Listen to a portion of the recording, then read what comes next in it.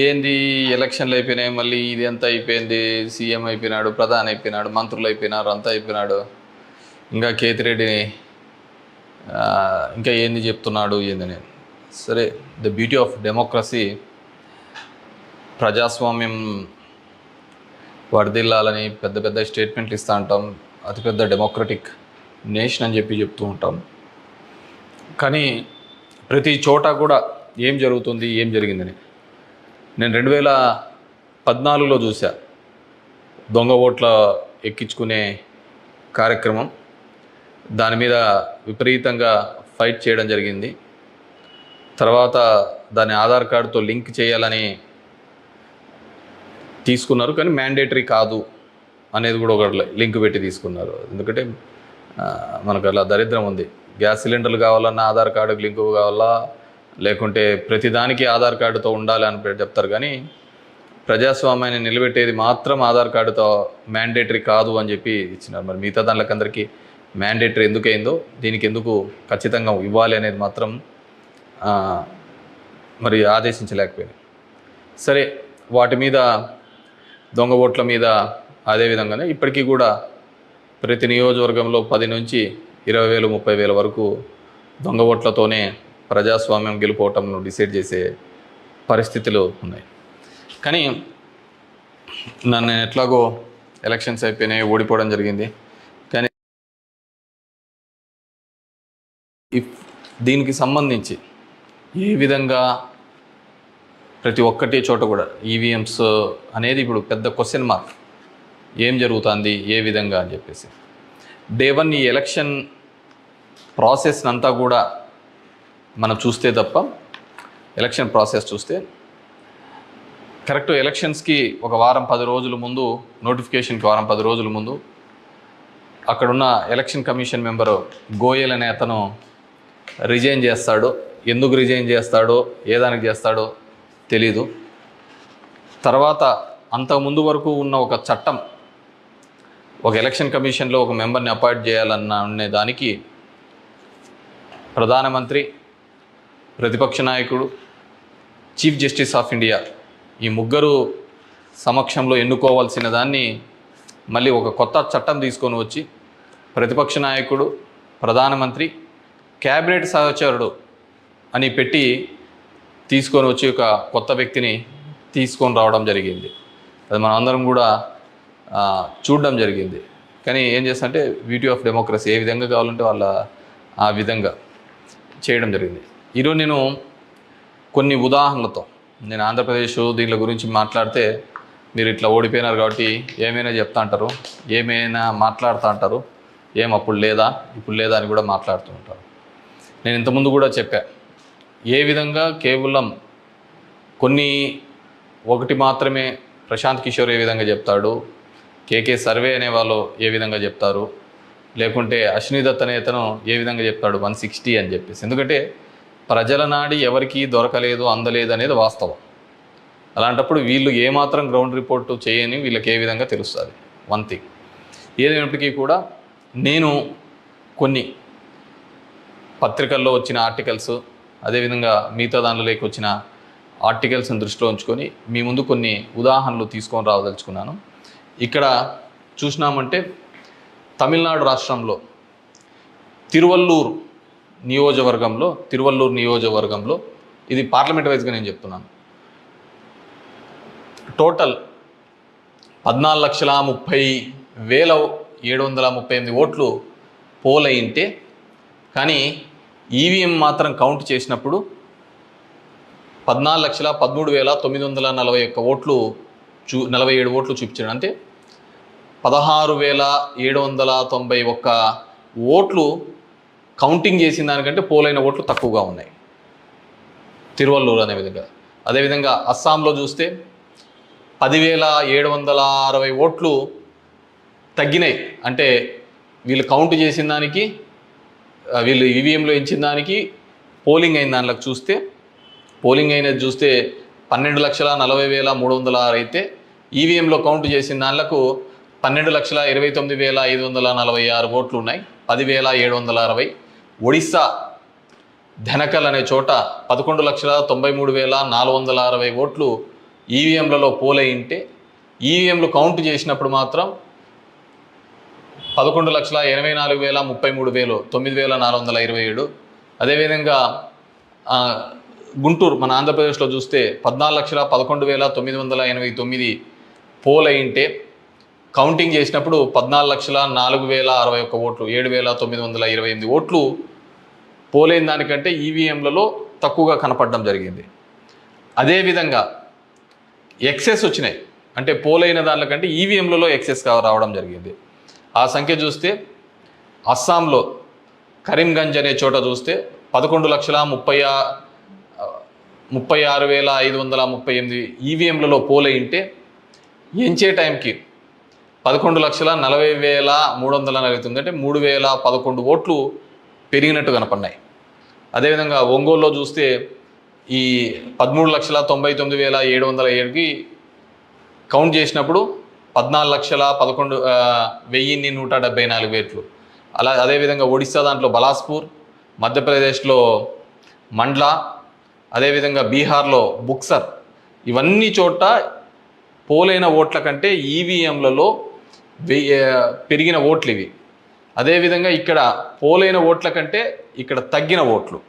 ఇది ఓవరాల్గా కూడా చెక్ చేసుకుంటే వచ్చిన విషయం.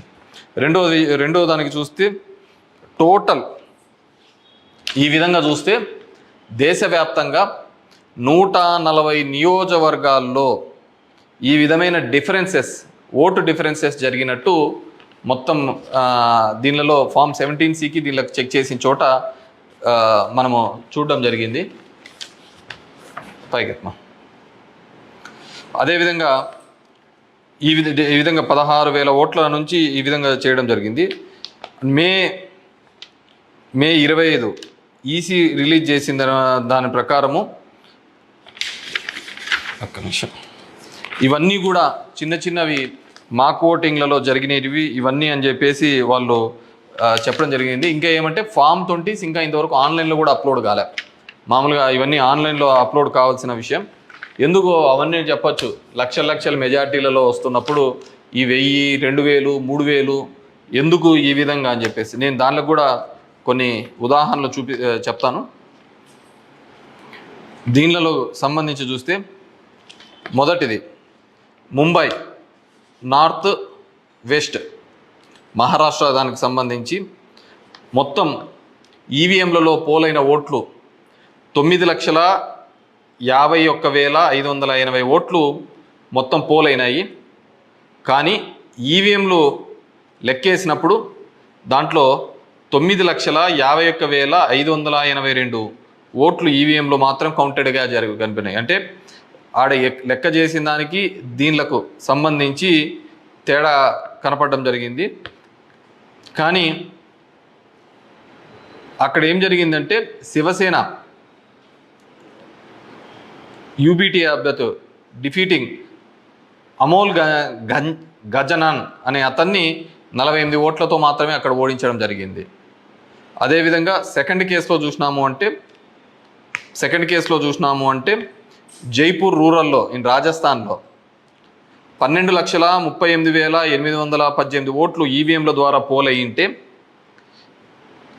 అయింటే కానీ ఈవీఎంలలో లెక్కించినప్పుడు మాత్రం అది 12,37,966 ఓట్లుగా మాత్రమే చేయడం జరిగింది. 852 ఓట్లు అక్కడ కౌంట్ కాలే. 852 ఓట్లు అక్కడ కౌంట్ కాలేదు. బీజేపీకి సంబంధించిన రావు రాజేందర్ సింగ్ అనే అతను ఈ సీట్ని గెలవడం జరిగింది.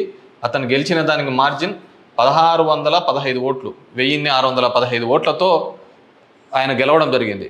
1,600. కానీ అక్కడ వచ్చిన తేడా 852. ఇది ఇట్లా మారిపోయినా ఇది ఇట్లా గెలిచిందో అంటే ఆ లోయెస్ట్ మార్జిన్. ఎందుకని థర్డ్ కేసు చూస్తే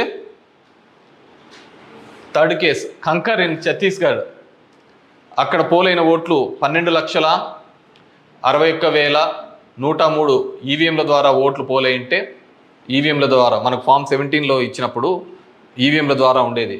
కానీ లెక్కేసినప్పుడు 12,60,153 ఓట్లు అక్కడ కౌంటెడ్ అని 950 ఓట్లు ఆడ కౌంట్ చేయలే, మిస్ అయినాయి. ఎట్లా మిస్ అయినాయో తెలియటంలే, ఎక్కడ కనపడటంలే. దాని ద్వారా బీజేపీకి సంబంధించిన భోరో రాజ్ నాగ్ అనే ఇతను గెలవడం జరిగింది. 1884 ఓట్లతో గెలవడం జరిగింది ఇతను. Fourth case Farrukhabad in Uttar Pradesh. 10,32,244 EVM ఓట్లు పోల్డ్ అయితే, కానీ ఈవీఎంలలో చెక్ చేస్తే ఫామ్ 17 ఒక విధంగా ఉంది, దీనిలో చెక్ చేస్తే 10,31,740 ఈవీఎం ఓట్స్తో ఉన్నాయి. 460 ఓట్లు కౌంట్ చేయలేదు. ముఖేష్ రాజ్పుత్ అనే అతను గెలిచినది 2,678 ఓట్లతో. ఇటు గెలుపోవటంలో కంటే మార్జిన్ కంటే అసలు ఈ ఓట్లన్నీ ఎక్కడికి పోతున్నాయి, ఎక్కడికి మిస్ అయిపోతున్నాయి. అండ్ ఈ కేసులలో చూస్తే ఇవి అసలు వివిప్యాట్లను కౌంట్ చేయాలని, అదేవిధంగా 100% ఇవన్నీ మాల్ ఫంక్షన్గా జరుగుతున్నాయని చెప్పినా కానీ మార్జినల్ ఎర్రర్ అని, అదేవిధంగా సర్ప్లస్ ఓట్లు ఎందుకు వచ్చినాయనే విషయాన్ని ఇంతవరకు కూడా ఎలక్షన్ కమిషన్ చెప్పలేకపోయింది. అదేవిధంగా పార్లమెంట్ వైజ్గా ఎక్కడ తగ్గినాయి, ఏ విధంగా అని చెప్పేసి ఇంతవరకు ఒక స్టేట్మెంట్, ఒక రీజనబుల్ స్టేట్మెంట్ కూడా ఇవ్వలేకపోయింది. ఈవీఎంలలో ప్రతి దానిలోనూ కూడా ప్రతి పార్లమెంటుకు సంబంధించి ఈ విధంగా తక్కువ ఎక్కువ వచ్చినట్టు కూడా వాళ్ళు చూపించలేని పరిస్థితి. ఎందుకంటే ఇది గెలుపోవటంలో సంబంధించిన సమస్య కాదు. ఎలక్షన్ కమిషన్ ఇంకా ఫామ్ 20 అనేది అప్లోడ్ కాకపోవడం, ఎలక్షన్ కమిషన్ కేవలం ఒక 10 రోజుల ముందు ఎందుకు అతను రిజైన్ చేసినాడు, ఏ కారణాల వల్ల రిజైన్ చేసినాడు, ఎన్నుకునే పద్ధతిలో పాత పద్ధతి తీసేసి కొత్త పద్ధతి ద్వారా ఎందుకు ఎన్నుకోవాల్సి వచ్చింది, ఎందుకు మిగతా వాళ్ళందరూ కూడా చాలా అర్లీగా ఇది 400 అని ప్రిడిక్ట్ చేస్తూ ఒక భావన చెప్పడం. మనం టీవీలలో కూడా చూసినామంటే ఆంధ్రప్రదేశ్లో 9:30, 10 కల్లా కూడా అసలు కౌంటింగ్లో అనేది ఒక రీజనబుల్ రానిదే 100, 150, 120 అని ప్రొజెక్ట్ చేసినారు. అసలుకు వైసీపీ సీట్లు 25 కంటే దాటి చూపిలా. అసలుకు మొదట అర్ధ గంటలోనే మొత్తం నియోజకవర్గం అంతా ఏ విధంగా చూపిస్తారు, మొత్తం రాష్ట్రం అంతా ఏ విధంగా రిప్రజెంట్ చేస్తారు. సో ఆ విధంగా రిప్రజెంట్ చేయడానికి ఏంటంటే బేసిక్గా అక్కడున్న ఏజెంట్లు కావచ్చు, అధికారులు కావచ్చు, వన్ సైడెడ్గా పోవడం కోసం ఆ విధంగా చేసినారు. ఆ విధంగానే ఉండడంతో ఆల్మోస్ట్ వాళ్ళందరూ కూడా 10:30 నుంచి బయటికి రావడం మొదలుపెట్టినారు. ఏం జరిగింది అనేది అసలు ఎవరికే కానీ అర్థం కాలేదు. టీవీలలో చూసినాము అంటే అసలు 8:30 అంటే 9:30 కల్లా 100, 150 సీట్ల లేక వచ్చేసిన ఎలివేషన్స్ అన్నీ ఇవ్వడం జరిగింది. సో ఏ విధంగా మీడియా ఎలక్షన్ కమిషన్ వెబ్సైట్లలో పెట్టలేదు, అక్కడ ఆ విధంగా ప్రాజెక్టు కాలేదు. కానీ వీళ్ళే మొదటే చేయడం వల్ల ఏంటంటే దానివల్ల ఏజెంట్లు అక్కడ నుంచి వెళ్ళిపోతారని చెప్పేసి, అదేవిధంగా ఉద్యోగస్తులందరూ కూడా వన్ సైడెడ్గా జరిగిపోతే ఏజెంట్లు అందరూ పోయినారంటే వీళ్ళు రాసుకునేదే రాత అయిపోతుంది కదా. సో ఆ విధంగా అబ్జల్యూట్ మెజారిటీస్ ఇదైతే అంటది. అదేవిధంగా సో ఇదంతా కూడా మనం నిజమైన ప్రజాస్వామ్యంలో దొంగ ఓట్ల మీద ఉన్నామా, లేకుంటే ఈవీఎంలో మిషనరీస్ మీద పనిచేస్తున్నామా, నాకు ఓడిపోయినానని నేను బాధతో కాదుగా చెప్తున్నానని కానీ అందుకే నేను ఆంధ్రప్రదేశ్ స్టేట్ గురించి ఎక్కడ చెప్పలే. దేశంలో జరిగినది వివిధ దీనిలలో చెప్పినది. ప్రశాంత్ భూషణ్ కూడా ఆయన సీనియర్ లాయర్గా కూడా ఆయన కూడా పోరాడుతున్న సందర్భం చూసాం. సో ఇది మనం మాట్లాడకపోతే, ఎందుకంటే మేము ఎక్కడైనా ఊర్లలో పోయినా కానీ, ఊరు నుంచి వచ్చినా కానీ, టౌన్లో కానీ మిగతా వాళ్ళన్నా మేము వేసామని చెప్తున్నారు. మరి వేసింటే ఓట్లు ఎక్కడికి పోయినాయి, ఎవరికి పోయినాయి? ఎక్కడి నుంచో వచ్చి 3,000తో గెలుస్తామని చెప్పేసి ధర్మవరంలో 2 నెలల నుంచి చెప్తున్నారు. ఏ విధంగా ఆ ఫిగర్ అచీవ్ అయ్యి 3 నెలల నుంచి చెప్తుంటారు? So it's a big question mark. So there is completely ఏదో ఒక సెక్షన్లో అయితే మ్యానిపులేషన్ జరిగింది. ఇప్పుడు ఏం చేసేది ఎందుకు కాదు, కానీ జస్ట్ ప్రజలందరూ కూడా మనం అందరం వివేకంగా ఆలోచించుకొని డెమోక్రసీ ప్రజాస్వామ్యాన్ని ఇదే పెట్టుకుంటూ పోతా అంటే మోడీ 3 అవుతుంది, మోడీ 4 అవుతుంది, మోడీ 5 అవుతా ఉంటుంది. ఇంక జనం యొక్క ఓటుకు దాని విలువకు ఎటువంటి విలువ ఉండలేని పరిస్థితి మనం చూడగలుగుతాం. So these are all planned and స్క్రిప్టెడ్గా అంతా కూడా జరిగిందని పూర్తిగా నేను నమ్ముతున్నాను. పబ్లిక్ జనం కూడా అదే విధమైన ఆలోచనలతో ఉన్నాయని నమ్ముతున్నాను. వాట్ ఎవర్ మేబీ నాకు కూడా ఈ 5 ఏళ్ళు కూడా జనాలు మీరు ఇంకా తిరిగినే చాలు, చేసినే చాలు, ఇది చాలు అని చెప్పేసి ఒక బ్రేక్ ఇచ్చినట్టుగా ఉంది. కానీ బ్రేక్ ఇచ్చినంత తప్ప నాకు రాజకీయాలు తప్ప వేరేది ఏమీ తెలియదు. కాబట్టి డెఫినెట్గా నా గొంతును వినిపిస్తూనే ఉంటాను. అన్ని విధాలుగా కూడా ఎక్కడెక్కడ ఏ తప్పులు జరుగుతున్నా కానీ, అది నియోజకవర్గ వ్యాప్తంగా కావచ్చు, రాష్ట్ర వ్యాప్తంగా కావచ్చు, దేశవ్యాప్తంగా కావచ్చు, ఖచ్చితంగా ఇంకా ఇట్లా కాకుండా నేనేం వేరే వాళ్ళను బూతులు తిట్టేది ఇంకోటి అవసరం లే. జనాలకు ఎంతో కొంతమంది కన్నా సరే నాకు తెలిసిన విషయాన్ని షేర్ చేసుకోవాలనేది ఒక ఆలోచన విధానంగా అనుకున్నాను. డెఫినెట్గా ఐ విల్ కంటిన్యూ దట్. ఎందుకంటే చూస్తున్నాం అక్కడక్కడ జరిగినవి ఇవన్నీ కూడా. ఐ వాంట్ టు గివ్ ఎన్నుకున్న ప్రభుత్వానికి కూడా వాళ్ళకు కూడా మనం కూడా ఒక 6 months మనం కూడా టైం ఇవ్వాలి. వాళ్ళు ఏం చేస్తారు, వాళ్ళు ఇచ్చిన మాటను ఏం చేస్తారు, ఏ విధంగా కట్టుబడి ఉంటారు అనేది చూడాలి. ఎన్నెన్నో వాగ్దానాలు ధర్మవరానికి ఇచ్చినారు, రాష్ట్రానికి ఇచ్చినారు, చాలా వాగ్దానాలు ఇచ్చినారు కాదు. అవి ఎంతవరకు నెరవేరుస్తారు, లేదు కేవలం కక్ష సాధింపు చర్యలతోనే మిగిలిపోతారా, ఇవన్నిటినీ కూడా కాలమే సమాధానం చెప్తుంది. సో అప్పుడు end of the day who is the best అనే పద్ధతికి మనం అందరం కూడా మాట్లాడుకుంటామని చెప్పేసి తెలియజేసుకుంటూ, ఈ ఈవీఎంస్లో జరిగిన ప్రతి ఒక్కటి కూడా మీ దృష్టికి తీసుకొని రావాలనే ఆలోచన. నాకు తెలిసిన డిఫరెంట్ పేపర్లలో ఆర్టికల్స్ డిఫరెంట్ వాళ్ళు ఇచ్చిన ఇన్పుట్స్ ప్రకారం నేను చెప్తున్నాను. సో ప్రతి ఒక్కరికి ఓటు హక్కు కల్పిస్తానన్న ఈసీ మరి ఇన్ని టోటల్ ఓట్లు వేసిన దానిలో చూస్తే దేశవ్యాప్తంగా 362 నియోజకవర్గాల్లో 5,54,598 ఓట్లు మిస్ అయినాయి, కనపడటం లేదు. అది అంటే అది హెచ్చుతగ్గుల్లో కావచ్చు, దీనిలో కావచ్చు, కరెక్ట్గా రాకుండా అన్ని ఓట్లు మిస్ అయినాయి. మరి ఈ ఓట్లని ఎక్కడికి పోయినాయి? సో ఇదే పద్ధతిలోనే మొత్తం నడవాల్సిన పరిస్థితే అనేది కూడా మనమందరం కూడా ప్రజాస్వామ్యంలో ఉన్న ప్రతి ఒక్కరు కూడా మనమందరం కూడా ఆలోచించుకొని భవిష్యత్తులో దీని మీద మాట్లాడకపోతే నిశ్శబ్దంగా ఉన్నాము, వచ్చింది మన గవర్నమెంట్ ఎగరలాడదామని, ఇంకోటి వచ్చింది ఇది అని చెప్పేసి వాళ్ళు చేసినారు. సరే, సదరన్ పార్ట్ ఆఫ్ ఇండియాలో కొత్తగా తీసుకొని వచ్చినారు, కులం మతం అనే దాని మీద రాజకీయం తీసుకొని వచ్చినారు. కానీ ఇవన్నిటినీ కూడా ఆలోచించాలి. డెమోక్రసీని మళ్ళీ మనం అందరం కూడా నిలబెట్టాలి అంటే కూడా ఇవన్నిటినీ కూడా ప్రజలు ఆలోచించుకొని వారి గలం ఇప్పి వారందరూ కూడా వీటి మీద మాట్లాడాల్సిందిగా కోరుతున్నాను. Thank you.